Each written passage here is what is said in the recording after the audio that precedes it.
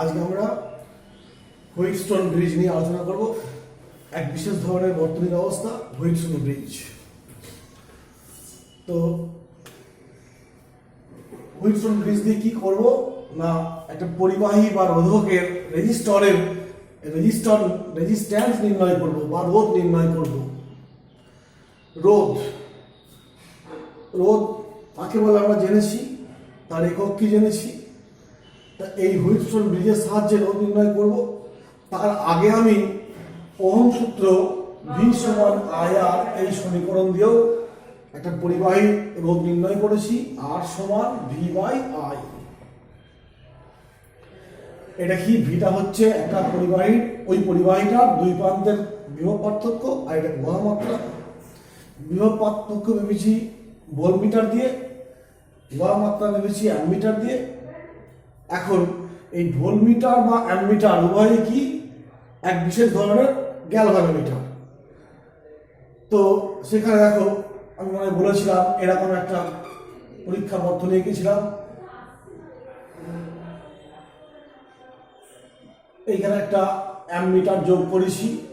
সেই অ্যামমিটারটা কারেন্ট দেখাচ্ছিল, সেল থেকে যে কারেন্ট যাচ্ছে অ্যামমিটারের মধ্য দিয়ে যাচ্ছিল। এইখান থেকে আমি আই পেয়ে গেছি। আর এই রেজিস্ট্যান্সটার মান নির্ণয় করার জন্য এইখানে আমি একটা ভোল্টমিটার যোগ করেছিলাম। ভোল্টমিটার কি করে না, এই দুই বিন্দুর মধ্যে বিভব পার্থক্য প্রদর্শন করে। তাহলে আমি এই ভি এর মান, এইখান থেকে ভি এর মান পাবো আর এখান থেকে আই এর মান পাবো। এই সমীকরণে বসিয়ে আর পেয়ে যাব। কিন্তু সমস্যা অন্য জায়গায়, এই ভোল্টমিটার বা অ্যামমিটার উভয়ই কিন্তু গ্যালভানোমিটার। আর গ্যালভানোমিটারের মধ্যে কি থাকে, রোধ থাকে। বলা হচ্ছে আদর্শ অ্যামমিটারের রোধের মান কি, শূন্য।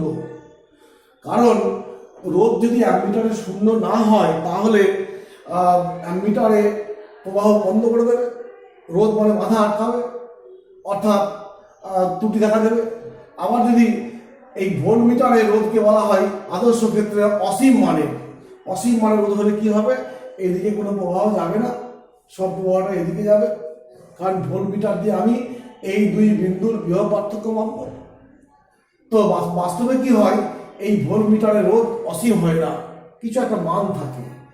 আর সেই এই রোধটা আর এই রোধটা বর্তনীতে প্রভাব বিস্তার করে এবং মেজারমেন্টের ত্রুটি আসে। ভি এর মানে ত্রুটি আসছে, আই এর মানে ত্রুটি আসছে। আর এই দুটো ত্রুটির কারণে রোধ ঠিকঠাকভাবে নির্ণয় করা যায় না। মোটামুটি একটা কাজ চলার মতো রোধ এই পদ্ধতিতে নির্ণয় করা যায়। ত্রুটিটা কেন বললাম না, ভোল্টমিটার এবং অ্যামমিটারের রোধ বর্তনীতে প্রভাব বিস্তার করে।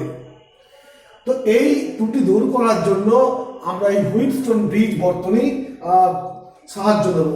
হুইটস্টোন ব্রিজ বর্তনী, এই ব্রিজের সাহায্যে সাধারণ মানের রোধ, অর্থাৎ রোধের মান 1 ওহম থেকে 1000 ওহম, এই মানকে বলা হয় কি, অর্ডিনারি রেজিস্ট্যান্স।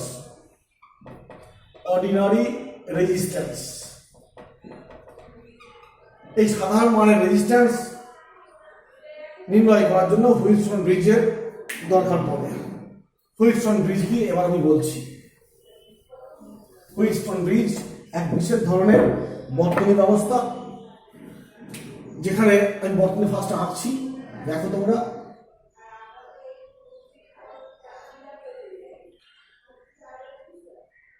এরকম একটা চতুর্ভুজ শেপের বর্তনী দেখো। এইখানে একটা রোধ যুক্ত আছে, এইখানে একটা রোধ যুক্ত আছে, এইখানে একটা রোধ যুক্ত আছে, এখানেও একটা আছে। এই বিন্দুটা জাংশনের নাম এ, এটার নাম সি, এটার নাম বি, এইটার নাম হচ্ছে ডি। এই রোধটার মান হচ্ছে পি, এই রোধটার মান হচ্ছে কিউ, এই রোধটার মান হচ্ছে আর, এইটার মান হচ্ছে এস। তো এইভাবে বর্তনী করলাম। আর কি করলাম, এই বিপরীত বিন্দু, এই দুই বিন্দুতে একটা সেল যোগ করেছি, তড়িৎ কোষ প্রবাহ সাপ্লাই দেবে, আই মানের ধরছি। আর এই দুই বিপরীতের মধ্যে একটা গ্যালভানোমিটার যোগ করেছি। গ্যালভানোমিটার জি দিয়ে প্রকাশ করলাম। এই হলো হুইটস্টোন ব্রিজ সার্কিট। সিকেটি, হুইটস্টোন ব্রিজ সার্কিট। তো এখানে কি করা হয়, আগে যে ত্রুটির কথা উল্লেখ করেছিলাম এখানে সেই ত্রুটিটা মুক্ত থাকে কিভাবে না, দেখো আমি এই যে ব্যবস্থা অবলম্বন করেছি সেখানে পি কিউ আর এস এই চারটে রোধকে আমি যুক্ত করেছি। আর রোধগুলোর মান এমনভাবে চুজ করা হয় যে গ্যালভ্যানোমিটার দিয়ে কোনো প্রবাহ চলে না, কারণ এইখান দিয়ে প্রবাহ যায়, তার নাম হচ্ছে আইজি। যদি এরকম কিছু করা যায় যে এই পথ দিয়ে কোনো কারেন্ট যাচ্ছে না, কারেন্ট যাচ্ছে না মানে কি গ্যালভ্যানোমিটারের বিক্ষেপ হবে, বিক্ষেপ না হওয়া মানে বুঝতে হবে কারেন্ট যাচ্ছে না। অর্থাৎ কারেন্ট না গেলে পরে এই বর্তনীতে যে রোধগুলো আছে তাদের উপরে এই গ্যালভ্যানোমিটারের রোধ কোনো প্রভাব বিস্তার করবে না, অর্থাৎ এই বর্তনীটা গ্যালভ্যানোমিটারের রোধ থেকে মুক্ত। কেন? প্রবাহ চললে পরে রোধটা আসতো, কাজে লাগতো, প্রবাহ চলছে না মানে এই বর্তনীটা নেই বললেই চলে, এই অংশটা নেই বললেই চলে। যদি আমি এই বর্তনীতে পি কিউ আর এস এর মান এমনভাবে ঠিক করা হয়ে থাকে যে এইখান দিয়ে কোনো কারেন্ট যাচ্ছে না, তখন সেই অবস্থাটাকে বলবো হুইটস্টোন ব্রিজের প্রতিমিত অবস্থা। প্রতিমিত অবস্থা বা তৌল অবস্থা বা ব্যালেন্স স্টেট বা নিস্পন্দ অবস্থা, চারটে নাম বললাম: প্রতিমিত অবস্থা, নিস্পন্দ অবস্থা, ব্যালেন্স, তারপরে ব্যালেন্স কন্ডিশন, নাল কন্ডিশন বা নিস্পন্দ অবস্থা, বিভিন্ন নামে নাম দেওয়া হয়। তো আমরা এই বর্তনীর সাহায্যে একটা আননোন রেজিস্ট্যান্সে মাপবো। তো সেখানে কি করা হয়, এই যে ডি আর সি বিন্দু আছে এইখানে আননোন রেজিস্ট্যান্সকে যোগ করা হয়। এসটা হচ্ছে আননোন, আর এইগুলো সব আমার জানা মান, আমি পাল্টাপাল্টি করে বসাবো, দিয়ে আমি এই বর্তনী ব্যবস্থার সাহায্যে এস এর মান বার করতে পারবো। কি করে আমি এবার দেখছি, এইখান দিয়ে ধরে নিচ্ছি I1 কারেন্ট গেল, এইখান দিয়ে I2 কারেন্ট গেল। যদি গ্যালভানোমিটারটা নাল কন্ডিশনের কথা ভাবি তাহলে লিখতে পারি আইজির মানটা কত, 0। অতএব এই I2 কারেন্টটা এইখান দিয়ে বেরিয়ে যাবে আর I1 কারেন্টটা এইখান দিয়ে বেরিয়ে যাবে, কারণ এখান দিয়ে কারেন্ট যাচ্ছে না, এই পথে কোনো কারেন্ট নেই। আমরা জানি একটা পরিবাহীতে কারেন্ট যায় কখন, যখন বিভবের পার্থক্য থাকে।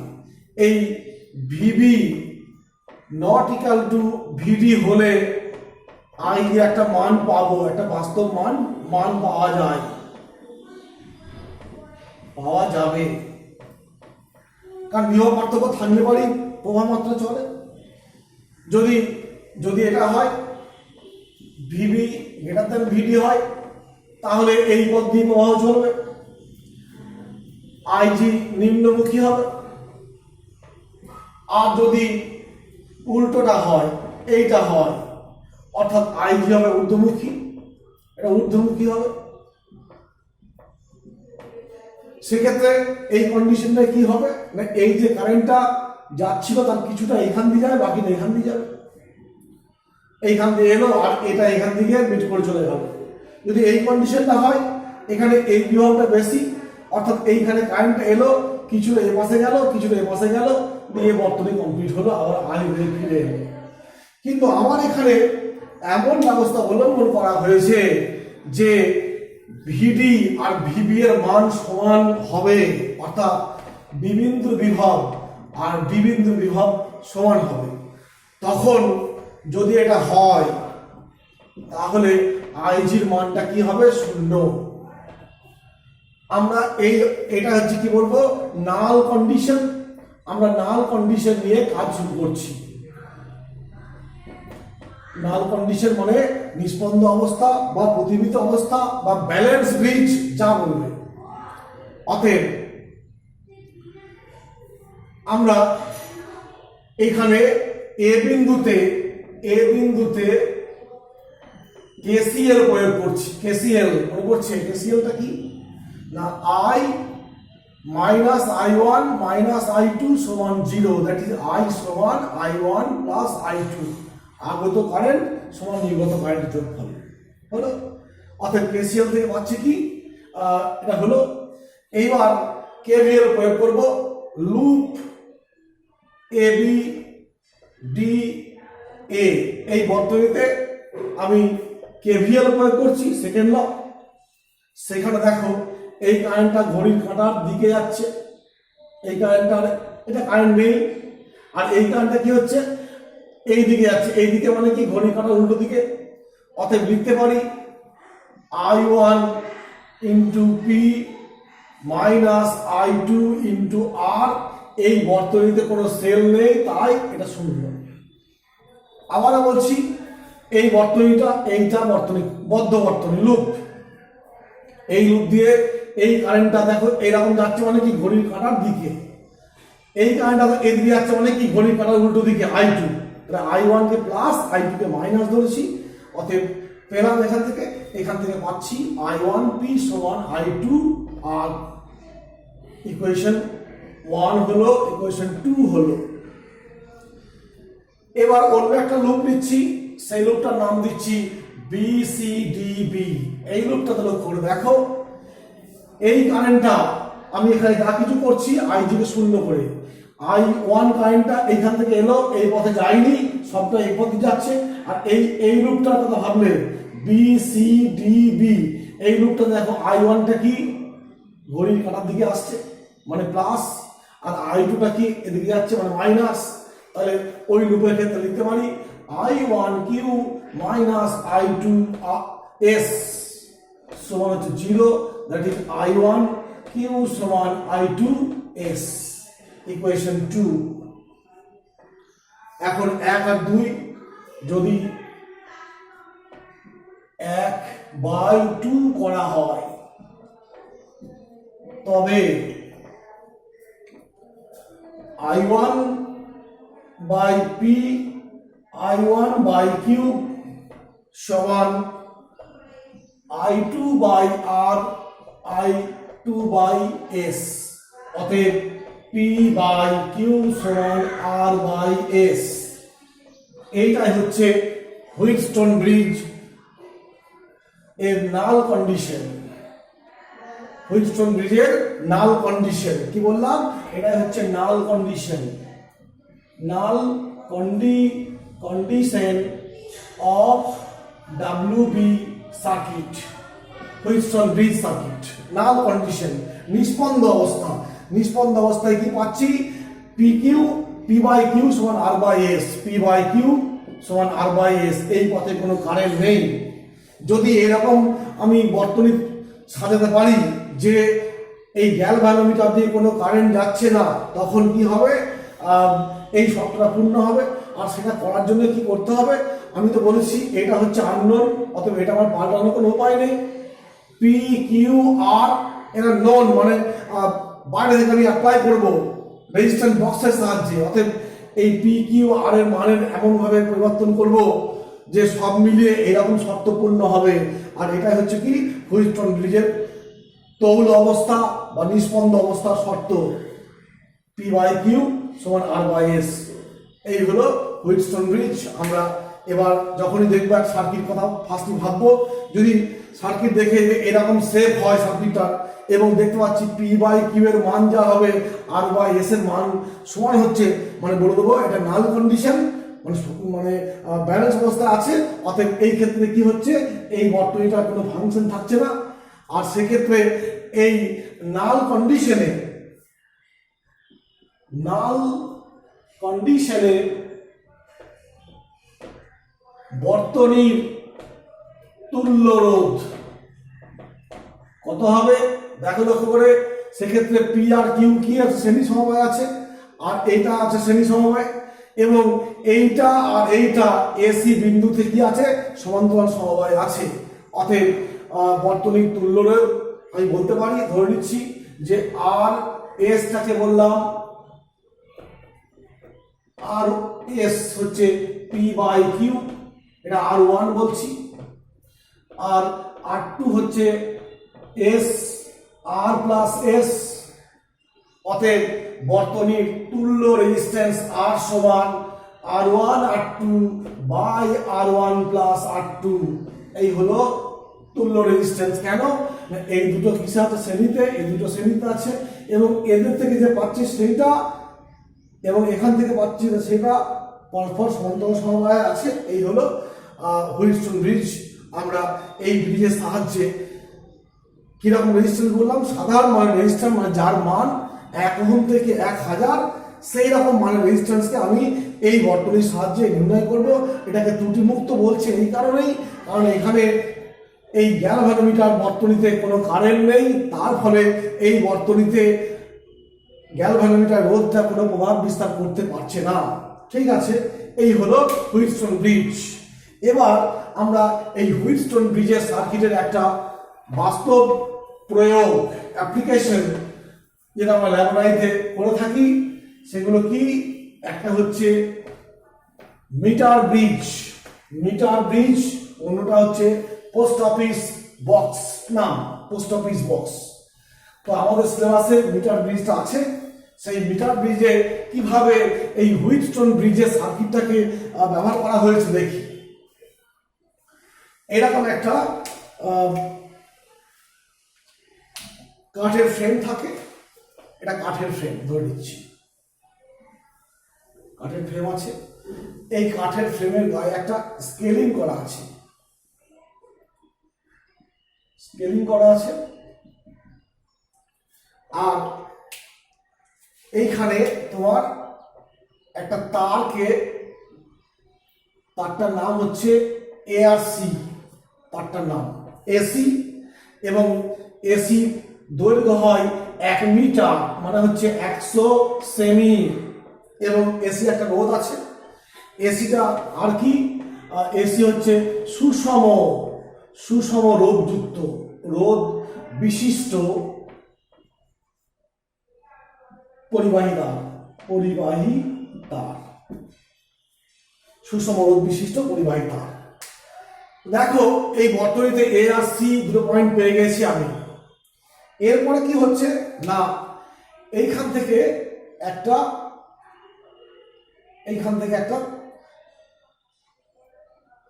শাখা বেরোলো দিয়ে এরকম আছে, এইটা গেল, এখান থেকে আবার শাখা বেরোচ্ছে, এটা এসে দিয়ে এই সিতে এসে যোগ হচ্ছে, সি বিন্দুতে এসে যোগ করছি।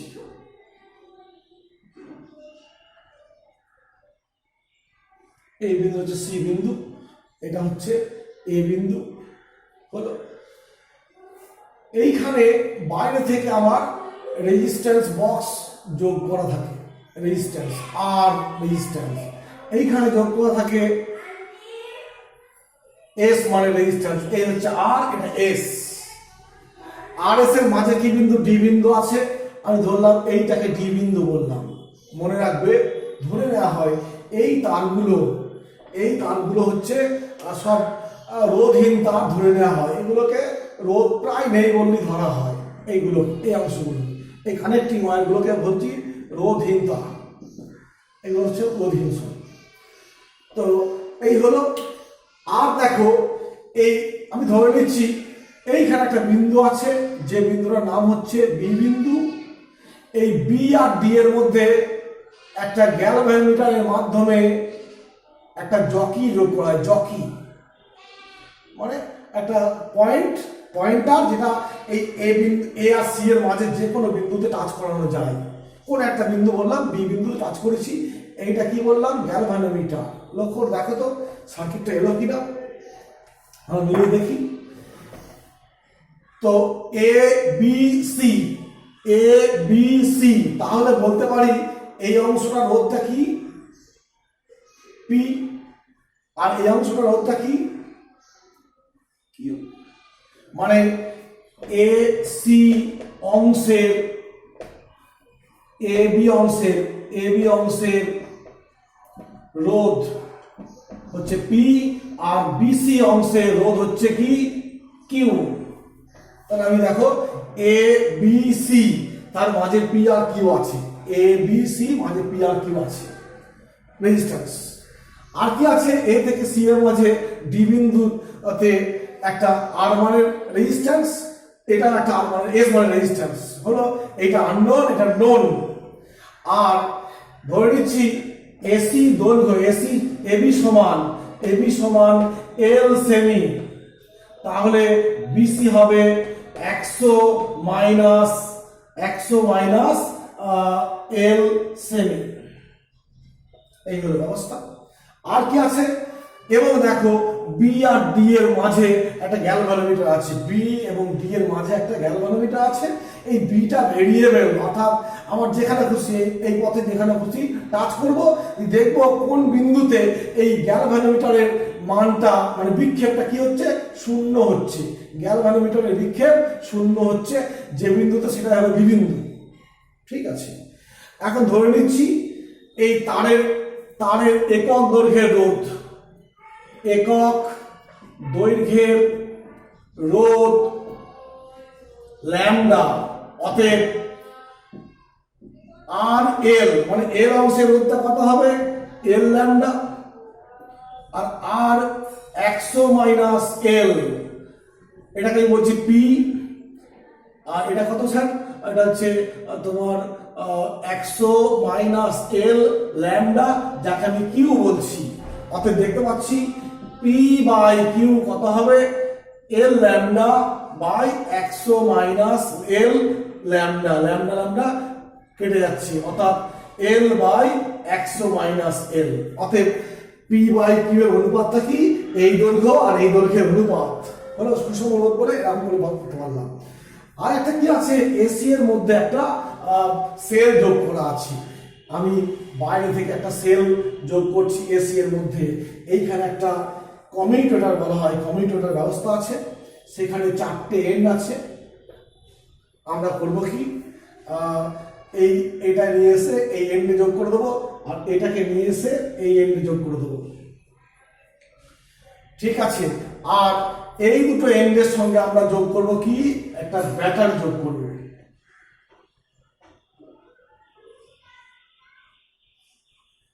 এই ব্যাটারি যোগ করলাম, হলো এই ব্যবস্থাটার জন্য করছি। এটা হচ্ছে বলছি কমিউটেটর, সি দিয়ে প্রকাশ করছি, কমিউটেটর বললাম। এর 4টে বিন্দু আছে, দেখো এ আর সি দুটো বিপরীত বিন্দুতে এসছে, আর ব্যাটারিটা দুটো বিপরীত বিন্দুতে আছে। যদি আমি কোনোভাবে এই অংশটা যোগ করে দিলাম, ধরো এই অংশটা যোগ করেছি, এই অংশটা আর এইটা, অর্থাৎ ব্যাটারি থেকে কারেন্ট এলো, এই পথ দিয়ে গেল, এই পথ দিয়ে গিয়ে এইখানে পৌঁছালো, এতে পৌঁছালো, দুটো শাখা, একটা এই পথ ধরে চলে যাবে সিতে, আর একটা এই পথ ধরে ঘুরে ঘুরে এই পথ ধরে ঘুরে ঘুরে এখানে পৌঁছালো। এইখানে পৌঁছে এসে এই গেল, এইখান দিয়ে ব্যাটারির মাইনাসে গেল। ঠিক আছে, আবার যদি উল্টো করে দিই, অর্থাৎ এই দুটো যোগ করলাম, এই দুটো, তখন দেখো ব্যাটারির প্লাস থেকে কারেন্ট এই পথ দিয়ে গেল, দিয়ে এখান দিয়ে এসে ফিরে এলো কোথায়, এই এ দিয়ে ফিরে এসে এই হলো। অর্থাৎ দেখতে পেলাম এটা হচ্ছে মিটার ব্রিজ, এইটা হচ্ছে মিটার ব্রিজ। মিটার ব্রিজ, এখানে হুইটস্টোন ব্রিজের বর্তনী ব্যবস্থা অবলম্বন করা হয়েছে। এবং আমি এই জকিকে সরিয়ে সরিয়ে এমন একটা বিন্দু খুঁজবো যে বিন্দুতে গ্যালভানোমিটারের পাঠ শূন্য হবে। আমি এই মানটা জানি রেজিস্ট্রেশন বক্স থেকে, এটা সমানুপাত করছি, মানে এই মানটা পেয়ে যাচ্ছি এল বাই 180 এল, এলটা এই স্কেল থেকে পেয়ে যাবো, হলো। অতএব একদিকে এল পেয়ে গেলে 100 থেকে বিয়োগ করলে এল মাইনাস 100 মাইনাস এল হয়ে যাবে। তো এবার আমি হুইটস্টোন ব্রিজের বর্তনী আমি অ্যাপ্লাই করছি। কি অ্যাপ্লাই করছি না, পি বাই কিউ সমান আর বাই এস আছে। পি মানে কি, এল, এটা মানে এল বাই 100 মাইনাস এল সমান আর বাই এস। এইখান থেকে এস সমান হবে, দেখো এইখান থেকে এস হবে তোমার এস হবে R into 100 minus L by L. অতএব এইটা আমি বাইরে থেকে পেয়ে যাব জানা মান। আমি নাল পয়েন্ট খুঁজতে গিয়ে গ্যালভানোমিটার বিক্ষেপ দেখবো, যে বিক্ষেপ শূন্য মানে সেই বিন্দুটাই নাল পয়েন্ট, অতএব সেই বিন্দুতে এখানে হয়, এইখান থেকে এটা হচ্ছে এল, এই এল থেকে পেয়ে যাব, বাকিটা বসিয়ে দেবো।